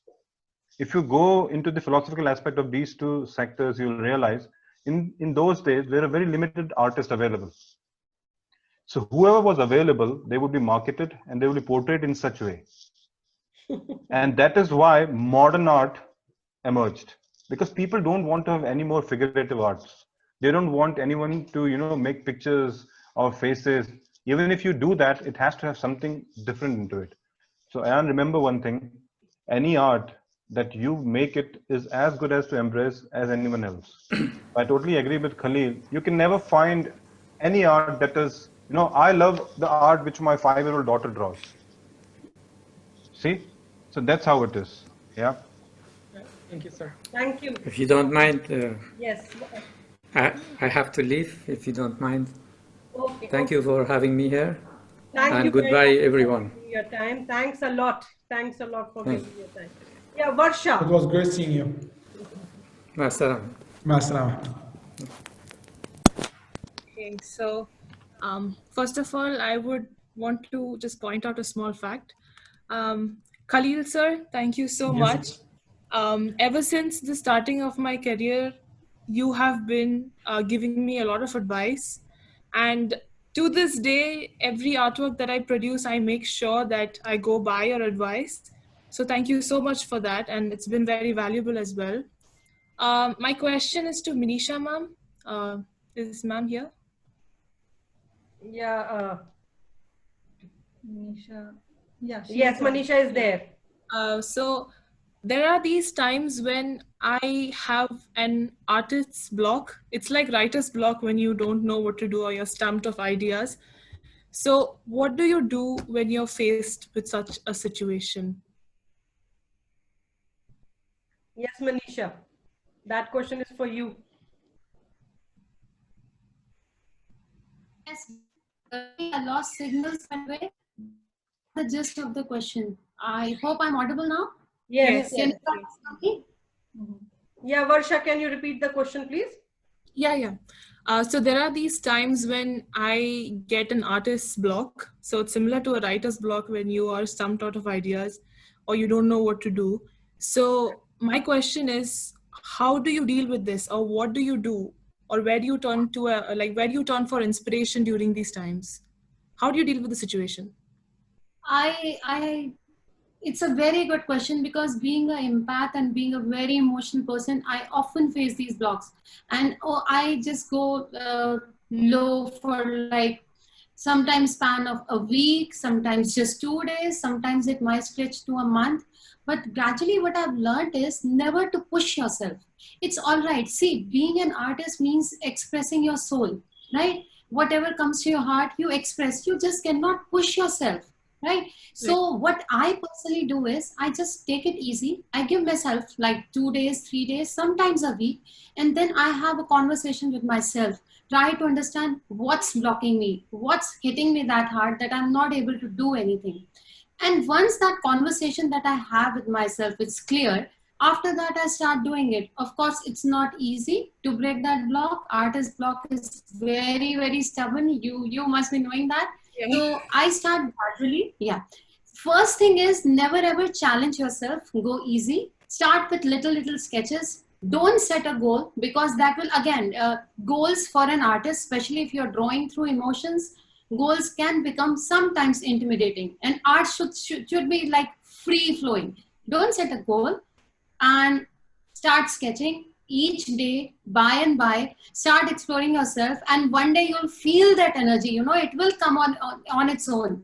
Just like 3 days, 4 days, just keep on sketching random sketches, and one day it will come from inside. Okay, now I'm ready, my brushes are ready, and one fine night, not the morning, one fine night, 3 a.m., you'll find yourself standing in front of the canvas and painting your heart to the glory. This is what I do. Thank you. Thank you so much. Thank you, Manisha. Thank you, Varsha. And now Ridhima. Yeah, so my question is to Yasir sir, if he's there. Yasir? Yes. Yeah, so I would like to I would like to ask, I noted that you quoted Oscar Wilde, who was more on the philosophical side, but then while speaking you also quoted some scientific facts. So I wanted to ask, because I'm a science student and I also let myself flow away in the philosophical side too. If you were to answer a question which was related to our existence on the planet, say, would you rather pick a philosophical answer or a scientific answer to that?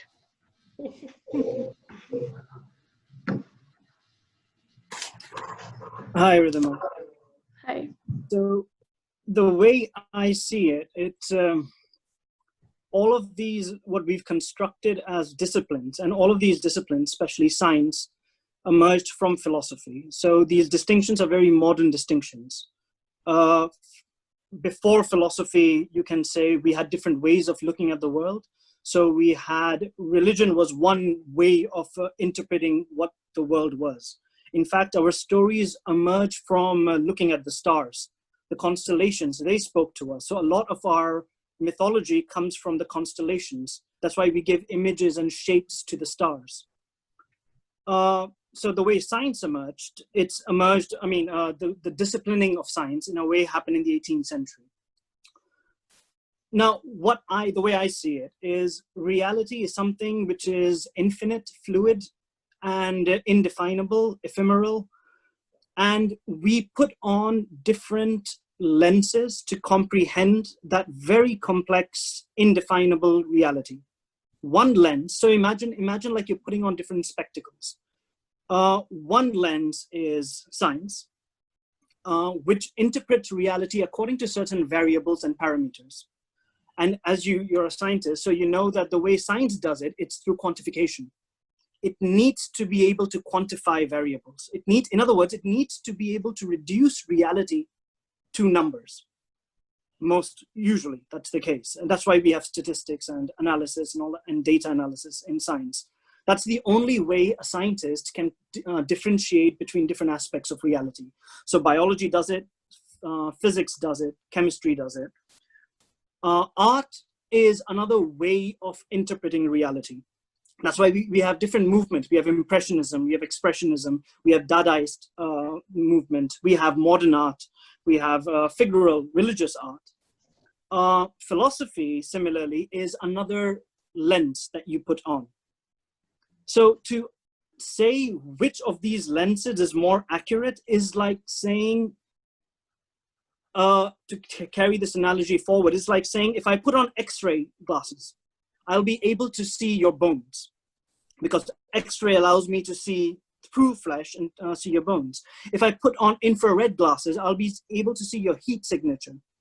Now, if I were to ask you which of these lenses is giving me the truth of what I'm seeing, you would say all of them are giving some aspect of that reality. All of them are speaking the truth at some level or the other. The X-ray is giving me a certain vision of that truth, certain access to that truth. The infrared glasses are giving me another perspective on that truth. Similarly, for me, science gives you one aspect of reality, which is not to say that it gives you the whole aspect of reality. Philosophy gives you another way of looking at that same reality. Religion gives you another way, if you are a religious person. Art gives you another access to that same reality. To say which of these ones are more real than the other, I think is and somewhat of an inaccurate way to frame the question. So a more accurate way would be to sort of see the value, firstly see how of these disciplines are constructed. The difference between, say, a science and an art perspective and a philosophical perspective are constructs. They are what we have constructed because of the modern education system, modern university system that established with needed to categorize disciplines, and create disciplines. Otherwise, that's why you will see a Newton is also a philosopher, is also a scientist. A Leibniz, who was one of the founders of calculus, along with Newton. Leibniz, he himself was also a philosopher and a mathematician. So the earlier you go into the past, the more blurred these disciplines would be. So to say which one of these, I would say, I would reframe the question and say, maybe we need to access reality through any one of these disciplines and maybe join them together. And for once, maybe look at the totality, look at, by blurring the distinction between these disciplines, we can actually come up with new perspectives and maybe possibly new creative solutions, which weren't there before. I hope that answered somewhat of the question. It did answer my question beautifully. Thank you. Thank you, Ridhima. Yeah, now Humaira, is there any question you want to ask? Yeah, so am I audible? Yes. Okay, so I have a question for Khalil sir. So I've always been a very business oriented person. Like I've always wanted to go into business, which is also like a part of my art because I want to do something related to art. So my question is, how can you expand the business? So for me, I've already started with logo designing, and I started like about 2 weeks back, and I've gotten like orders for logos and stuff, but that's only through my Instagram promotions. So I want to know like what other platforms or like what strategies can you use to expand a small business?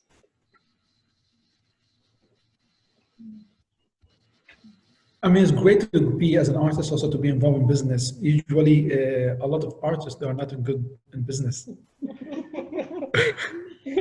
Business is an important thing. It's very important, yeah. You know, they are asking the business at this young age. And right now, when we are into art from so many years, we are not able to make that much business. That's great. It's very important. I mean, from this young age to think about it, to do that. But again, see, I mean, this is a debate. I mean, one way we think about, like, you know, should we make the artists to sell their work? This, I mean, one of the questions, like, you know, sometimes we do ask. Again, like, you know, it depends the type of the art they work in. But if they're doing the painting, the majority, you might find they might answer, let the artists to keep what they're doing and to be creative. And let somebody else to, like, you know, promote what they're doing and do the business part. Because the tricky part of it, of, like, you know, the painter, if they want to sell the painting, they have to look what the audience wants, what the people they want. So instead of being like, you know, creative, they might end up to do something like, you know, what the people they like. So they'll be able to sell it. Again, I don't want to focus on this part and not to encourage the people to do the business. You say, like, you know, Humaira, you are toward interior design, aren't you? Graphic design. Graphic design. Okay, graphic design, yeah, is important also. But creativity definitely is very important. One of the part is, like, you know, business might help you a lot is word of the mouth. The people you are communicating with them, try, like, you know, to give them what they want, the best what you want, what you can, because these the people, they do have a friend, they might come back to you again and do the business. Through what you're doing to them, they will talk about you, whom they deal with, and it's good. And in the business way, try as, like, you know, as a fee, and, like, you know, how much it might cost you, not to go high, reasonable price that you, so you don't lose what you're doing, and same time not very high because you want to gain people. It's this make it easy, like, you know, and the fee and like, you know, and the business and the money side, make it for people easy to reach you, because in the beginning you want people to reach you. So when you have a good number reaching you, then you did create the demand for yourself. As soon as you create the demand, people coming to you and asking for your work, in that case, you know, if you say no for this person, you have 10 other people waiting for you. When you gain this 10 people, you know, you can gain more, and that will increase the price automatically. Because if the demand is there, you can raise it because this somebody definitely needs you. First, you have, like, you know, to create this command and to gain people that you have it. And in the business, it's a very interesting field. There's a lot of challenge you face, but through the experience, through the people that you're going through, that will gain you more knowledge. I hope. I just have one more question, like a small question. Well, is it because there are so many people right now? Oh, okay, no problem. Back to you again. Sorry. Next. It's okay. Ryan Zidane. You want to ask some question? I actually don't have any questions. A lot of the things that I've been thinking about have already been answered. So thank you, guys. Okay, thank you. Now, Govind. I think so, he left. I think Govind is not there. Palak? Yes, Palak is there. Palak, yeah. Yeah. May I go back to Rian? Wait, Palak, wait. Yeah. Rian is Zidane. You said you're an architect, yeah? Actually, I'm studying biomedical engineering. Okay, so I think I did a mistake between you and the other person. No worries. But yeah, all the best of what you take in, and, like, you know, I'm sure you do amazing stuff. Just like, you know, yeah, the passion. Because in the beginning when you talk, I love what you say. So keep it up. Thank you. All right. Yes, Palak. Yeah. So this question is for Sugat sir, or if he's not there, then no. Yeah. So sir, I wanted to ask, sometimes I tend to think very logically. I'll combine two things and look back at it and say that this doesn't really make sense. So that really acts as a barrier to that creative process. So how do I get around that? Like, if you are sound technically, if you are technically sound, then you do anything. Okay. It will make a sense. Automatically, you will do right thing on it. So without perceived knowledge, if you try to do anything, no, you will go wrong. All right. So that's what I feel like. You have to learn the basic, explore yourself through creativity. Is this the answer you're looking for? Yeah, thank you. Okay. Students, 2-3 students already left, so it's almost done. And I would like to thank everyone, whoever is here, whoever is listening, who left, because it's too late. I know. And thanks a lot. And I hope this whole session was very interactive, very informative, and all the teenagers, youngsters, we came to know that how focused they are. And if we compare them with us, we were not that focused at that age. How focused and how mature they are.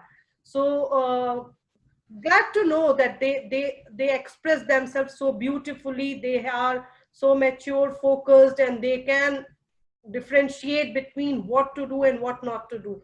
So again, I would like to thank Mr. Khalil Abdul Wahid. Thanks a lot to take out so much time for us. Sultana ma'am, you are so loving, so much, so appreciable and beautiful. Yeah, Saju, yes.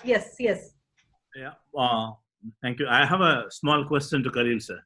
Yeah. I mean, I've been seeing him for quite a long time on all the exhibitions. And one of those incidents I just want to tell over here is one of the exhibitions of Varsha's painting. The first instance he came and told about one of the signature of sign what she has put on a painting, which was on a white painting under the background of a green, which was actually projecting. It was his advice that an artist should always doesn't project themselves. Someone should come to the painting and understand where is artist. You don't have to write on a painting and say, I am the person who created this artwork. So it was really a big thought process what we actually debate within ourselves. And thanks for that advice. Varsha is doing that now. She never highlight a sign on a painting. But the question to you is that we have often seen you when you have been in each and every exhibition. So you are one of those chief guests who deeply analyze each and every artwork, giving equal importance to each artist. You never ask a question until and unless the artist explain the complete painting to you. Correct me if I'm wrong. That's true, really. I just want to understand, when you look into an artwork, what are the factors you analyze to judge the quality or what do they say, the judge about the artwork? What are those factors? I mean, a lot of young talents would be actually, will be really a learning point for them when they do the creations. This certain element, I do really definitely look at the artwork. I'll mention to you what the element, but also the other part is when I listen to the artists, it's very important for me to understand what they're doing, how they're doing, for what they're doing, so I know from where to talk to them. Because as I said, going back to the painting artwork, we can take it from different angles, but you don't want to confuse the artist. You want to understand what he's doing and to find his strength from his point and take it forward from the, where he's based on, and take it forward and communicate from his point of view to make it easier for him to understand. Going back to the element I do look at the painting, this different things I do look at it.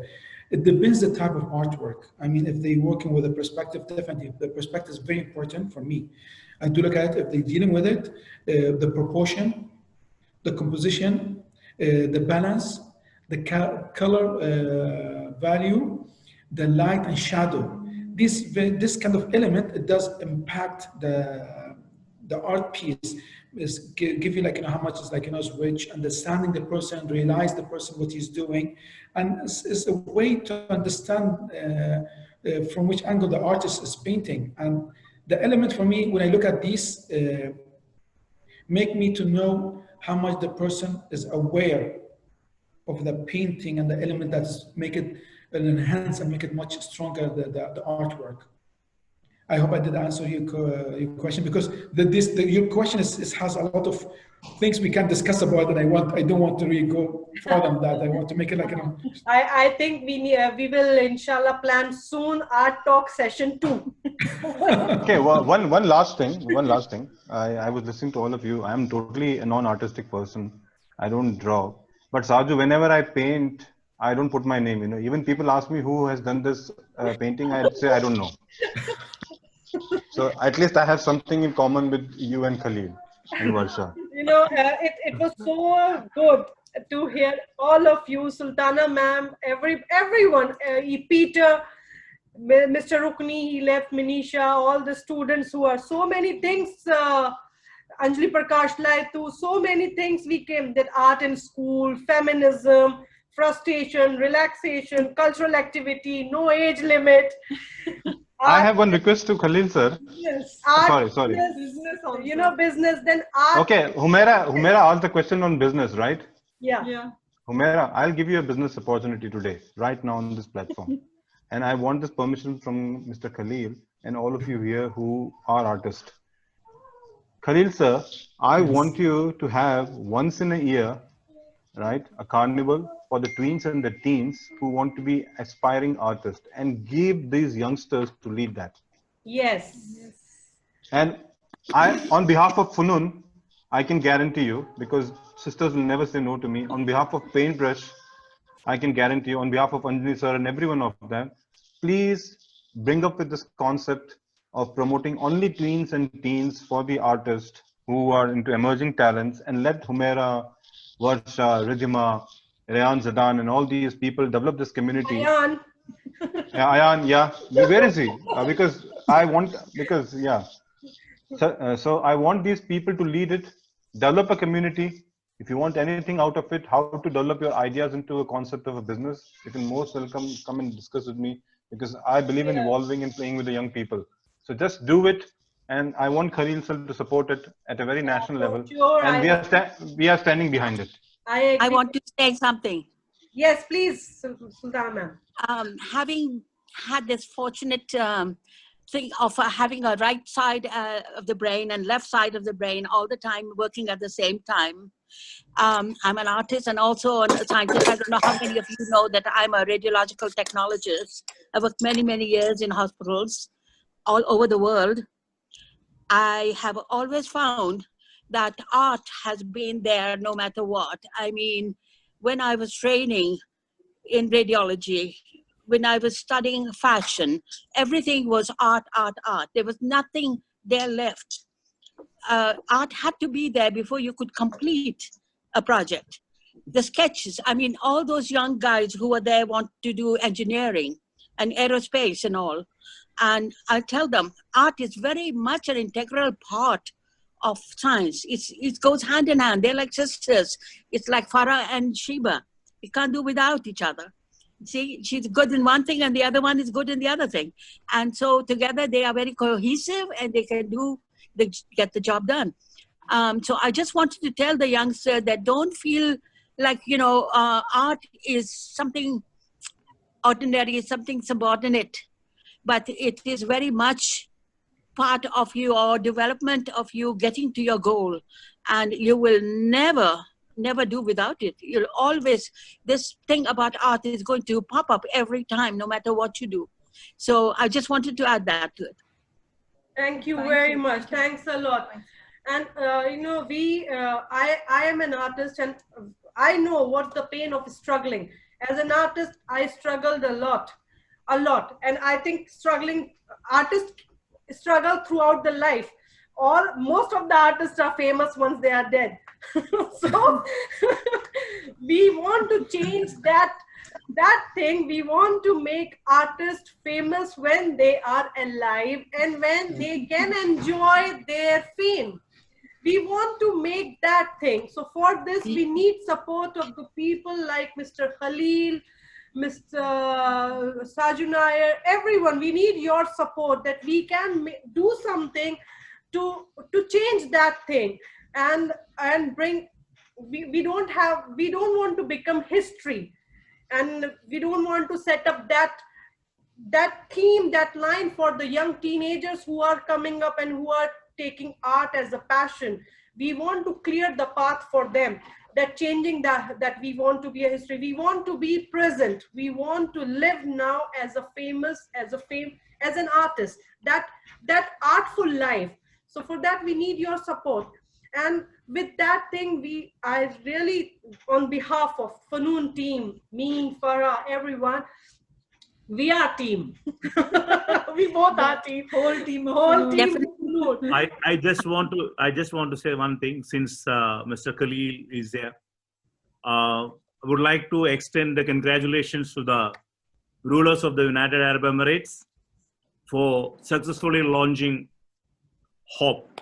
Yeah. The map. Yes. It's indeed a great achievement.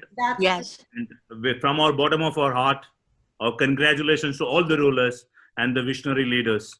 Yes. Thank you. Wonderful. Yeah. Thank you. Thank you very much, and for this support and this wonderful session. And I think we will be doing Art Talk session 2 very soon, because it was so interesting, so informative, and I hope all of you must have enjoyed it. If you did, just throw the thumbs up, please. Everyone. Shiba, Yes, Mr. Khalil. yeah, I feel bad. I mean, we are over here for the student. I know Humaira that had other question. Yeah, so Humaira, let them give him a chance. Okay, okay, sure. Humaira. Yeah.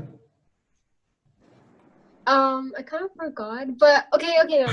It's like a small question. I just wanted to ask, like, how do you guys find organizations who can like support you to like grow your business? Because I know like my mom was talking to Shiba ma'am once, and like you first got into an organization, and that's how you started growing. So how do you get connections to these organizations? Like, how do you find these stuff? Okay, I mean, I like also to like other people to be involved, to answer who's more involved in the business. But going back to your question, Humaira, is one of the important thing is to say, like, if you say the organization or other center, it's most important you go to them, let people to know about you. Because when you go to them, when they start to know you, you will start to exhibit, when you start to participate, when you start to create artwork, and like, more people being exposed to it, then more people know about you and come to you. And this organization, to know about you, you have to go to them. So when they see what you have, they call you when they need something that you have. And let them to know about you. That's first step. Second, to be aware of what's going on in your field. So you'll be updated, and what you're giving is fulfilling of like, and like, is going on the field. I mean, the demand, let's say what the demand is it. So it's going on with the demand and what the people are searching for it. So these, the element that will be very important to start. More you're involved and visit this center and involved with like, the people, more you start to find and figure out the secret, that's how the people run their business. Okay, thank you so much. Thank you. Yashna is there, as Khalil has said that we should not leave any student. One more. Yashna just joined. Do you have any question, Yashna? Yeah, I do. My question goes out to anybody who is willing to give me an opinion. There was this news about a banana being duct taped to the wall and being sold for thousands of dollars. So, can I get somebody's opinion on that? Do you think modern art is just basically concocting anything and saying it's art and being sold for thousands of dollars? Is that justified? What is everyone's opinion? Okay, I might start on that. Who wants to give? Yes. Yeah, I saw that. It's showing you the word of the art. Yes. Yeah, the banana story, I do remember. It's showing you, like, you know, there's more things behind the art. It's connection. Again, it's connection. It's the connection. And what I mean by that is the people who you know. The reason was why it's happened that I might not know the answer, but the lesson we learn from that, you might do something crazy and somebody might love it and buy it. That first. Second, who was willing to buy that piece for this much amount. You might, I mean, for me, I was finding two answers. First, this person who bought this art piece, a person is worthy, like, you know, the amount he's spending is, like, you know, it's not impacting on him, so it's nothing, so it will be okay, piece of cake. And maybe he thought it would be a good way to be promoted and more people to talk about it. And the topic, if you go back to it, it is. I mean, when he bought that, or when they sell that, it was a good way of, like, you know, to have a media focus on it. Was it worth it? Was it not? I think the person who paid that amount, he has the, like, you know, the right answer for it. But this other side of the art world that you might see it. Okay, I have another story to that. Yeah, I agree with Khalil. One is that, of course, marketing, branding, media exposure, and all. But let me tell you the fact, Yashna, why it happened actually. If you go to the story behind it, there's this person called Catalan.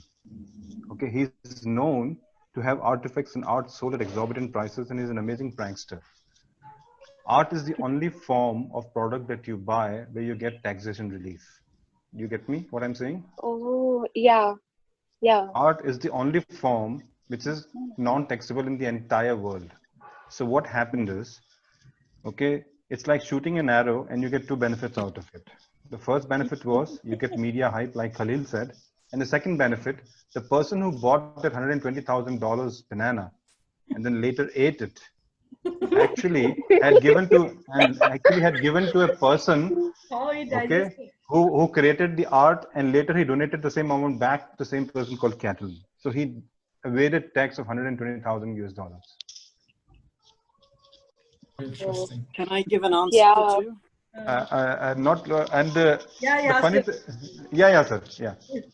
Yeah, sorry. So I think we need to make also a distinction between art as a business enterprise and art as an artistic expression. And what a lot of these pranks, as Romit has pointed out, are doing are in a way showing how much constructed the value of art is by these marketing and advertising and business groups.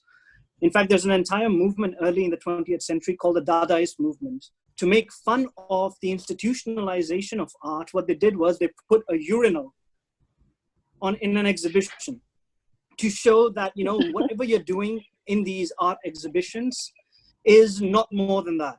The gold urinal, Exactly. So basically, there's a distinction between an art market, which values, and it's pretty much it's a business. That's all it is. And there's a difference between art as an expression and as an expressive form. In fact, the most expensive painting currently, which was sold for $500 million, which is allegedly a Da Vinci. And why I'm saying allegedly, because it's most likely a fake. And it was bought by Mohammed bin Salman. Again, allegedly bought by Mohammed bin Salman. So you can see how the most expensive painting might not even be an authentic Da Vinci. And this is what the constructedness of the value of art is based on.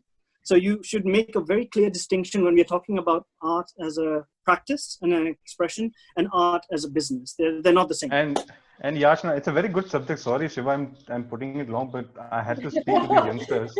I have to speak to them because we don't have any problem. But I'll give you all a tip how to make. I don't believe making art into business. I'm totally with Khalil, to be honest. But I have been studying art and its forms and the way people are buying it and doing it for the last 4 to 5 years. Thanks to my wife for that, and my daughter and my kids. I'm going to give you a tip. Art has become so expensive, and how does it hype? You know, earlier Italians were the most prominent art world. You agree to that? Now, what Italians and the Europeans used to do is someone would create an art, right? Would buy that art and insure that art, okay, for millions. So what happens is there are certain type of groups in the European world and currently now in the entire world now, where people go and buy someone's art and insure it and make it part of their gallery. So once you make that art insured, it gives so much of a hype to it that your $50,000 art is insured for $5 million. Imagine if you are going to sell it into the market, you'll definitely sell it for 2.5 to 3 million. Yeah. And that is how these arts are becoming so expensive. Why? Because they have become now collectibles. So you have to understand one thing. If you really want to go into selling your art, which is totally acceptable. Why? Because every artist wants to have this part of encouragement and empowerment. Now, what happens is you have to go to the collectors. What do these collectors do is they invest their money into these arts, and I think the Khalil will agree to that. They put their money into these arts, they get them insured into the galleries, and they make it into an asset value. So when I see these facts, you know, in India you can make an art and frame your god and sell it for 20 rupees, right? So the same thing is these artists. What they do is they have a certain group of people who are collectors, and their only job is to collect these arts, you know, and make it into a business model. And that's why I agree with Khalil when he says that when you are an artist, it is very difficult for you to become a businessman unless and until you become a part of the Collectors Guild. Right. Okay, I hope now this question answer session is going to be never ending, but we need to end it up. And I also want to share so many of the stories about myself, the art, art journey, about Funoon art. But I will ensure we just want to say that Funoon art is always there to do the initiative to support artists, to youngsters. But without your help, it's not possible at all. We will always need your support. And based on today's session, we promise you to come up again with the session 2 with a lot of discussion from all. Start at 3 o'clock in the afternoon. Yes. And there should be lunch break and tea break also. And I ask all the youngsters, please WhatsApp us your feedback, your whatever you have achieved from this interactive session, how you felt, everything. All the panelists, everyone, I hope you all enjoyed. Thank you for your precious time. Thanks a lot. Thank you. And thank you again. Thank you.